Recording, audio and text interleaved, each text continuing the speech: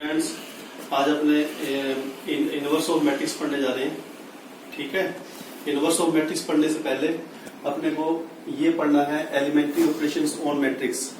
अगर अपने को इसकी नॉलेज नहीं है तो हम किसी भी मैट्रिक्स का इनवर्स फाइंड नहीं कर पाएंगे। अब एलिमेंट्री ऑपरेशंस कौन से होते हैं ये अपने को भी पता चलेगा। इससे पहले आपने जो ऑपरेशन पढ़े हुए हैं वो एडिशन, मल्टीप्लाई, सब्ट्रैक्शन, ये वाले ऑपरेशन आपने पढ़े हुए हैं, सिंपल ऑपरेशन।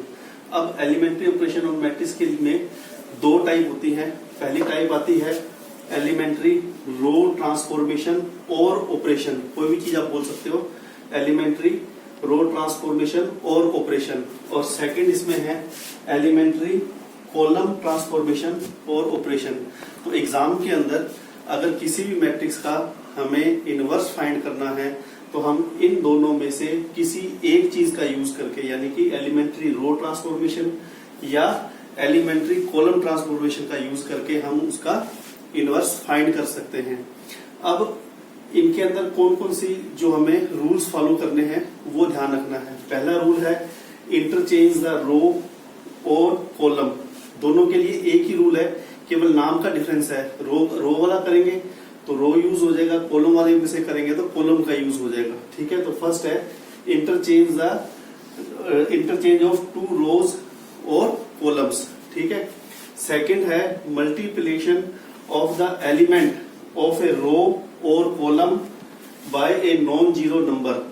ओके, इसको मैं भी आपको पूरा समझाऊंगा कि ये कैसे रो बने हैं। थर्ड है इसके अंदर multiplying each element of a row और column by a non-zero number, then adding or subtracting them to the corresponding element of the another row or column। Example लिया है।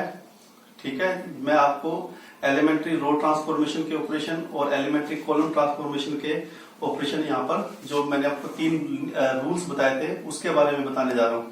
पहला रूल था इंटरचेंज द रो और column. अब आपको पता है किसी भी मैट्रिक्स के अंदर ये रो 1, ये रो 2, ये कॉलम 1 और ये कॉलम सेकंड होता है।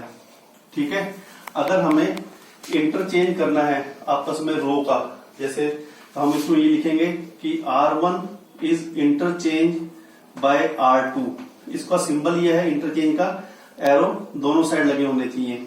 R1 is interchange bye R2। तो इसमें अब इसको कैसे अप्लाई करेंगे, इसके अंदर R2 जो है वो R1 की जगह आ जाएगी। ठीक है, और R2 R1 की जगह आ जाएगी। तो कैसे लिखा जाएगा, 2, 3, 5, 7। अब हमारे पास न्यू R1 ये हो गई और न्यू R2 ये हो गई। तो फर्स्ट इसमें था इंटरचेंज द टू रोज और कॉलम। कॉलम में भी यही है कि C1 को C2 की जगह, C2 को C3 की जगह हम इसमें चेंज कर सकते हैं। ठीक है, अब जो मैंने एग्जांपल लिया है वो 2x2 मैट्रिक्स का लिया है। अगर आपके पास 3x3 का मैट्रिक्स का हो तो उसमें C1 को C3 से भी आप कर सकते हो, R1 को R3 के साथ भी कर सकते हो, R3 को R1 के साथ भी कर सकते हो। जैसा भी करना है वो आपने इसमें देखना है। सेकंड ये था कि किसी भी रो को किसी नॉन जीरो नंबर से हम मल्टीप्लाई कर सकते हैं। फॉर एग्जाम्पल, अगर इस वाली मैट्रिक्स के अंदर हम R2 को मल्टीप्लाई करेंगे 3R2 से, यानी कि 3 से मल्टीप्लाई करना है, तो उसको लिखने का ढंग ये है R2 gives 3R2, यानी कि R2 को चेंज करना है 3R2 में। तो हमारे पास जो आंसर आएगा वो यूं आएगा 2, 3, 5 3 जा 15, 7 3 जा 21। ये हमारे पास इसका आंसर आ गया। ठीक है, अब हमारे पास पहले ये मैट्रिक्स थी, फिर हमने इसको चेंज किया तो ये मैट्रिक्स नहीं बन गई। अब हमारे पास नई मैट्रिक्स ये बन गई। अब हमने इस नीचे वाली रो के अंदर से इस रो में से कुछ मल्टीप्लाई करके इसको सब्ट्रैक्ट करना है या एडिशन करना है, तो वो उसको कैसे लिखेंगे। सपोज दैट मैंने R2 के अंदर कुछ चेंज करना है। क्या चेंज करना है, R2 माइनस 5R1 ये मैंने चेंज करना है। R2 के अंदर मैंने माइनस करना है, R1 को 5 से मल्टीप्लाई करके इसको माइनस करेंगे तो कैसे क्या बनेगा हमारे पास, R1 तो हमारे पास सेम का सेम रहेगा, पर चेंज किस में होगा, R2 के अंदर। अब R2 में चेंज क्या करना है कि इस R2 में से इसको 5 से मल्टीप्लाई करके माइनस करना है। तो 5 2 10, 15 में से 10 गए तो कितने रह गए 5, ठीक है। इसको 5 से मल्टीप्लाई किया 15, 21 में से 15 गए तो कितना रह गया 6। ये हमारे पास न्यू मैट्रिक्स अपने पास बन गया। ऐसे इसमें तीनों ऑपरेशन कैसे भी लगा सकते हैं, पर आपको एक बात का ध्यान रखना है, कभी भी मान लो आप यू कर रहे हो R1 डिवाइड बाय 4, ये चीज आपकी गलत है, ठीक है। कभी भी किसी भी नॉन जीरो नंबर को किसी भी रो में डिवाइड नहीं करना होता। उसकी जगह पर अगर अपने को नीड है कि डिवाइड करने से हमारा आंसर आ रहा है, तब हम उसको लिखेंगे R1 gives 1/4 multiply by R1, ठीक है। बात तो एक ही है, पर उसको लिखने का प्रोसेस ये है कि 1/4 इंटू R1। किसी भी रो को आपस में हम मल्टीप्लाई नहीं कर सकते। जैसे सपोज दैट R1 आप चाहते हो कि R1 को R2 से मल्टीप्लाई करें या R3 से डिवाइड करें, तो ये दोनों जो है गलत है। उसमें केवल एडिशन और सब्ट्रैक्शन ही हो सकता है, मल्टीप्लाई और डिवाइड नहीं हो सकता, ठीक है जी। तो ये आपको ध्यान रखना है इसके अंदर, ओके। अगर अपने को किसी भी मैट्रिक्स का इनवर्स फाइंड करना है, तो ये सबसे पहली बात है कि जिस भी मैट्रिक्स का हमें इनवर्स फाइंड करना है, उसका ऑर्डर हमेशा 2/2 और 3/3 का होना चाहिए। इट मीन्स वो मैट्रिक्स स्क्वायर मैट्रिक्स होना चाहिए। पहली कंडीशन ये है, स्क्वायर मैट्रिक्स नहीं होगा तो इनवर्स भी हम फाइंड नहीं कर पाएंगे, ठीक है। एग्जाम के अंदर सिर्फ ये लिखा हुआ आ जाए कि using elementary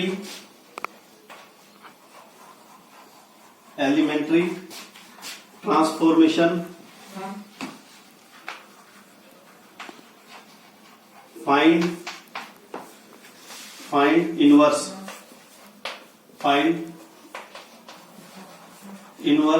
of given matrix, ठीक है। तब आपने हमेशा रो ट्रांसफॉर्मेशन का ही यूज करना है, कभी भी कॉलम ट्रांसफॉर्मेशन का यूज नहीं करना है। अगर एग्जाम के अंदर ये लिखा रहे using elementary column transformation find inverse of given matrix, तब आपने कॉलम का यूज करना है, अदरवाइज रो ट्रांसफॉर्मेशन का ही यूज करना है। एग्जाम के अंदर इस इनवर्स के ऊपर 4 मार्क्स और 6 मार्क्स का क्वेश्चन अपने से पूछ सकते हैं। 4 मार्क्स और 6 मार्क्स का क्वेश्चन अपने से पूछ सकते हैं। 2019 का जो एग्जामिनेशन पेपर था उसमें 6 मार्क्स का क्वेश्चन आया हुआ था इस इनवर्स में से, ठीक है। और 2020 में भी 6 मार्क्स का क्वेश्चन इनवर्स में से आया हुआ था। इट मींस ये मोस्ट इंपोर्टेंट है 2021, यानी कि आपके एग्जाम के लिए भी ये टॉपिक इंपॉर्टेंट है, ठीक है।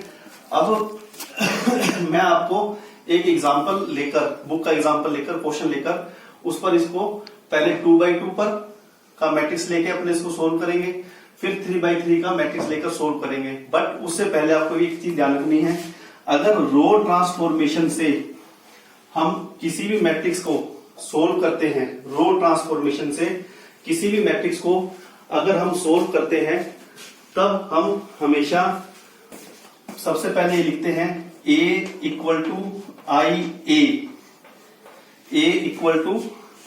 ए। उसके बाद हम इसका सॉल्यूशन करेंगे। अगर हमने कॉलम ट्रांसफॉर्मेशन से उसका सॉल्यूशन स्टार्ट करना है, तब हम लिखेंगे A is equal to A.I। ये ध्यान रखना, बस ये इसमें डिफरेंस है। रो ट्रांसफॉर्मेशन के लिए A इक्वल टू IA और कॉलम ट्रांसफॉर्मेशन के लिए A इक्वल टू AI से हम इसको स्टार्ट करेंगे। उसके बाद हम एलिमेंट्री रो ट्रांसफॉर्मेशन या कॉलम ट्रांसफॉर्मेशन से हम रूल्स फॉलो करते जाएंगे और साथ में अपना काम करेंगे। बस अब अपने बुक का क्वेश्चन नंबर 4 कर रहे हैं। Find the inverse of A is equal to 2, 3, 5, 7। ये 2/2 का मैट्रिक्स है by using the elementary transformation, ठीक है। अब इसका सोल्यूशन देखो, जो मैट्रिक्स हमें गिवन है उसको हमने लेट कर लिया A इक्वल टू 2, 3, 5, 7। सबसे पहले आपने ये लिखना है we know that A equal to I A, क्योंकि मैं इसको रो ट्रांसफॉर्मेशन से सोल्व कर रहा हूं इसलिए मैंने A इक्वल टू आई ए लिखा है। अगर मैं कॉलम ट्रांसफॉर्मेशन से इसको सोल्व करता तो A इक्वल टू ए आई लिखता मैं, ठीक है। अब इसमें अपने पास दो साइड होगी, एक तो होगी लेफ्ट हैंड साइड और एक हमारे पास होगी राइट हैंड साइड। अब दोनों साइड के अंदर यहां पर लेफ्ट हैंड साइड के अंदर A की वैल्यू हम पुट करेंगे जो हमें मैट्रिक्स गिवन है, और जबकि राइट हैंड साइड में केवल I की वैल्यू यानी कि यूनिट मैट्रिक्स की वैल्यू हम इसमें पुट करेंगे। इट मींस हम यू करेंगे नेक्स्ट स्टेप के अंदर 2 3 5 7 is equal to 1 0 0 1 dot A, ठीक है। अब हम इसमें ऑपरेशंस लगाएंगे। रो ट्रांसफॉर्मेशन के 3 अपने ऑपरेशन पड़े हैं, अब उनका बारी बारी हम यूज करके इस लेफ्ट हैंड साइड वाली मैट्रिक्स को यूनिट मैट्रिक्स में कन्वर्ट करेंगे, ठीक है। लेफ्ट हैंड साइड वाली जो मैट्रिक्स हमें गिवन है इसको हम ऐसे चेंज करेंगे कि ये यूनिट मैट्रिक्स में कन्वर्ट हो जाए, और जबकि जितना जो ऑपरेशन हम इस मैट्रिक्स में लगाएंगे वही ऑपरेशन हम इस मैट्रिक्स में भी यूज करेंगे।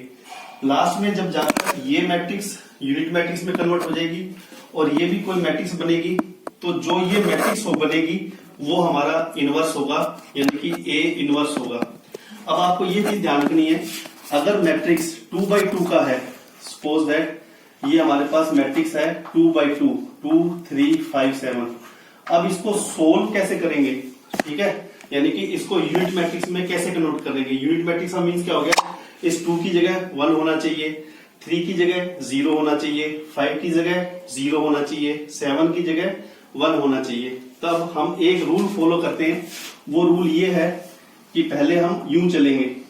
इट मीन्स पहले हम 2 को 1 में कन्वर्ट करेंगे, ठीक है, उसके बाद हम 5 को 0 में कन्वर्ट करेंगे, उसके बाद हम इस 7 को 1 में कन्वर्ट करेंगे, और उसके बाद इस 3 को 0 में कन्वर्ट करेंगे। तो इस मेथड से हम चलेंगे जिससे कि जल्दी हमारा ये प्रोसेस कंप्लीट हो जाएगा और हम इसमें मैट्रिक्स बना लेंगे, यूनिट मैट्रिक्स, और जितना ऑपरेशन हम यहां पर लगाएंगे उतना ऑपरेशन हम यहां पर भी लगाएंगे। पोज कर दे।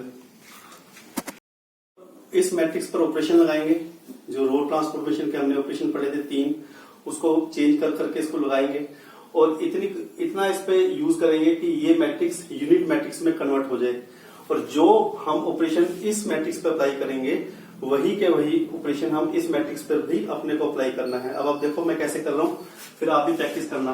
तो सबसे पहले हम अप्लाई कर रहे हैं, हमें इसको यूनिट मैट्रिक्स में कन्वर्ट करना है। इट मींस यहां पर इस 2 की जगह 1 होना चाहिए। तब हम क्या करेंगे कि इस रो को 2 से डिवाइड कर देते हैं, तो हमारा काम बन जाएगा। अब डिवाइड तो हम कर नहीं सकते, इसलिए इस रो को 1/2 से हमने मल्टीप्लाई कर दिया। देन हमारे पास ये बन गया 1, ये हो गया 3/2, ये हो गया 5, ये 7, ऐसे कैसे।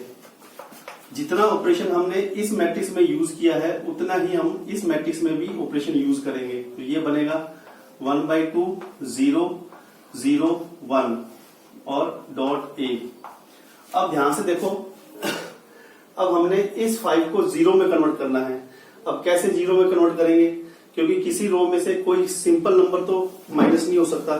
हम क्या करेंगे कि इस रो फर्स्ट को 5 से मल्टीप्लाई करके इस रो में से घटा देंगे, तो ये हमारे पास 0 बन जाएगा, ठीक है। क्या कैसे करेंगे, अप्लाई R2 में कन्वर्ट करना है ना, R2 में चेंज करना है, तो R2 को R2 में कन्वर्ट करेंगे -5 R1 करके। तब हमारे पास देखो फर्स्ट रो में तो हमने चेंज नहीं करना, तो फर्स्ट रो हमारी ऐसी कैसी रह जाएगी। सेकंड रो में हम क्या करना है, फर्स्ट रो को 5 से मल्टीप्लाई करके इसमें से माइनस करना है, तो 5 से मल्टीप्लाई किया तो 5 बन जाए 5 में से 5 गया 0।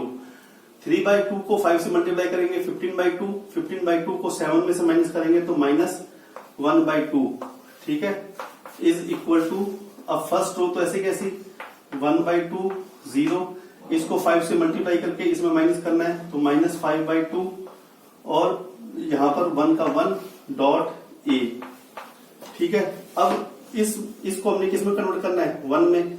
तब इसको 1 में कन्वर्ट करने के लिए हम क्या करेंगे कि R2 को -2r से 2 से मल्टीप्लाई कर देंगे। अगर R2 को हम -2 से मल्टीप्लाई करें तो 1 बन जाएगा। तो हमारे पास ये चीज बनेगी। फर्स्ट रो तो सेम, कोई दिक्कत नहीं। सेकंड को -2 से मल्टीप्लाई किया तो -2 इंटू 0 0, -2 से मल्टीप्लाई किया तो माइनस प्लस 2 से 2 कट हो गया तो ये 1। ठीक है, अब इसमें करेंगे। फर्स्ट रो तो सेम, सेकंड रो को -2 से करेंगे तो 5 और ये -2। ठीक है, डॉट ए। अब हमने इस वाले एलिमेंट को 0 में कन्वर्ट करना है। ठीक है, तो हम क्या करेंगे, इस रो में इस रो को घटाएंगे, बट उसको -3/2 से मल्टीप्लाई कर देंगे पहले। कैसे, देखो, अप्लाई R1 -3/2 R2।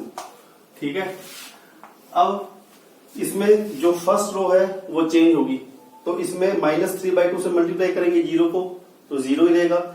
इसमें से माइनस करेंगे तो क्या बनेगा, 1 का 1। अगर इसको -3/2 से मल्टीप्लाई करेंगे तो -3/2, और 3/2 में से माइनस करेंगे तो कितना आएगा, 0।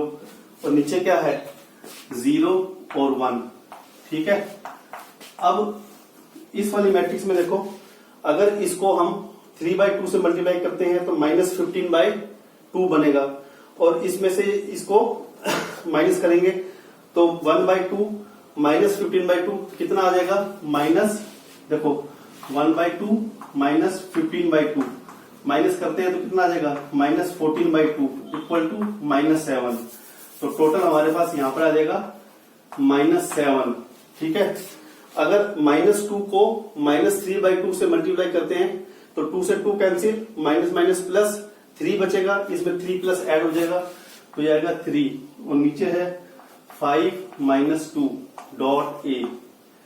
अब जब ये मैट्रिक्स जो ए मैट्रिक्स था वो यूनिट मैट्रिक्स में कन्वर्ट हो जाए, और जो यूनिट मैट्रिक्स है किसी और मैट्रिक्स में कन्वर्ट हो जाए, सो हम लिख सकते हैं इनवर्स ऑफ ए, यानी कि ए इनवर्स हमारे पास क्या आ जाएगा, -7 3 5 -2।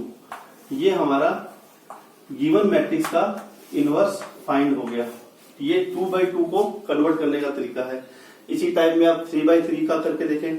अगर नहीं आए तो आप मेरे से पूछें तो मैं आपको दोबारा रिपीट करवा दूंगा।